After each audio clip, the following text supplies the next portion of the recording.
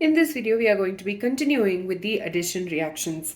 So, addition of sulfuric acid. So, these will follow the Markov-Nichols rule, which basically says that the negative part of the addendum will get attached to the carbon atom having less number of hydrogen atoms. So, in the first case, we are taking ethene. Alkene reacts with a concentrated cold sulfuric acid to give us alkyl hydrogen sulfate. So when this reaction takes place, the H gets removed as H plus and O. This entire thing is going to act as the negative addendum. So we are going to get CH3 and CH2O SO. This is the product which is formed. Now this can also be written as ethyl hydrogen sulfate or C2H5HSO4. So this is ethyl hydrogen sulfate. Now in the next case, we have an unsymmetric alkene, and because it has to follow the Markov-Nichols rule, the negative part, that is the oxygen, will attach to this carbon atom. So CH3, then CH, CH3O, SO2H or SO2OH, I'm sorry, or SO2OH or HSO4, and this is called as propyl hydrogen sulfate. 2-propyl hydrogen propyl hydrogen sulfate is the common name. The next one is addition of water, and addition of water takes place by alkene reacts with water in the presence of a few drops of H2SO4 to give us an alcohol. Now here you have this carbon atom having no hydrogen atoms and this having 2. So the negative part will come and attack this carbon atom, and the product will be CH3, C, CH3OH, single bond, CH3. And this compound's name is 2-methyl-propan-2-ol. So 2-methyl-propan-2-ol, that is at the second position you have an alcohol group, and at the same second position you have a methyl group attached. So with that, we're done with all the addition reactions related to alkenes. We learned about first we started with dihydrogen and halogen molecules, then we moved on to learning about hydrogen halides, and how they followed the Markov-Nichols rule. Then in the presence of a peroxide, they followed the anti-Markov-Nichols rule, and here addition of sulfuric acid and addition of water also follows the Markov-Nichols rule. Now the next one is the oxidation reactions.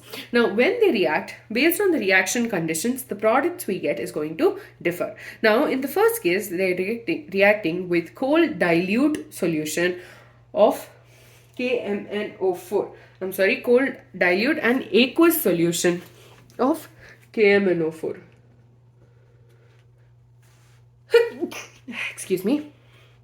So that is a Bayer's reagent, and it is going to give us vicinal glycol, which means the OH groups are going to get attached to both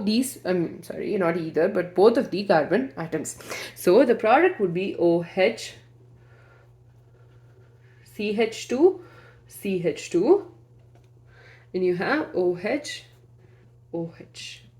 So this is the product which is formed. This is called as ethane 1,2-diol. I'll just put the name here because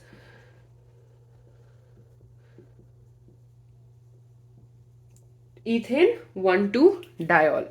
In the next case, we are having a propene, and because we are not concerned about which carbon gets an OH or which doesn't, because both of the carbon atoms are getting an OH group attached to it. So CH3, CH, OH, CH2OH. So this is the product which is formed, and this name is propane 1,2-diol. So propane 1,2-diol and methane 1,2-diol. Their glycols vicinal glycols means 2 of the OH groups are attached to adjacent carbon atoms. And here also the KMNO4 is actually colored, but due to the decolorization on reaction with alkene, it is used as an identification of the presence of a double bond. Similar thing was observed even for another reaction, that was for reaction with bromine. When the reddish orange color of bromine was lost, then it was noted that the particular compound is unsaturated. The next reaction is reaction with acidic KMnO4 or acidic K2Cr2O7, potassium permanganate or potassium dichromate. Now, based on the reaction conditions, we get an acid or a ketone. So, in this case, the first one, that is 2-methylpropene, is going to give us a ketone, whereas butene is going to give us an acid. And this is because of the mechanism that gets followed, and we're not learning about that in detail right now. So here, this 2-methylpropene is going to give us propan-2-one, which is CH3 taken twice, or let me just expand the structure, write it.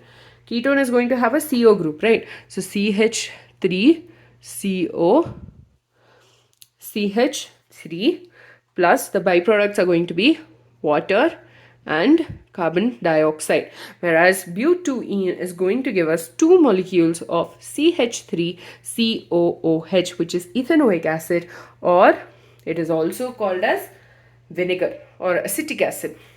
So with that, we're done with the oxidation reactions of alkenes. So first case, we reacted it with cold dilute aqueous solution of potassium permanganate, which is called as Bayer's reagent. This case, alkene is giving us a vicinal glycol, which means the OH group is attached to adjacent carbon atoms. So in both the cases, we got a 1,2 diol. The next one is reaction with acidic potassium permanganate or acidic potassium dichromate. And depending upon the reagents and depending upon the reaction conditions, we get a ketone or an acid. In case of 2-methylpropene, we are getting an ketone, and the byproducts are water and carbon dioxide, whereas in case of butene, we are getting 2 molecules of ethanoic acid or acetic acid or vinegar.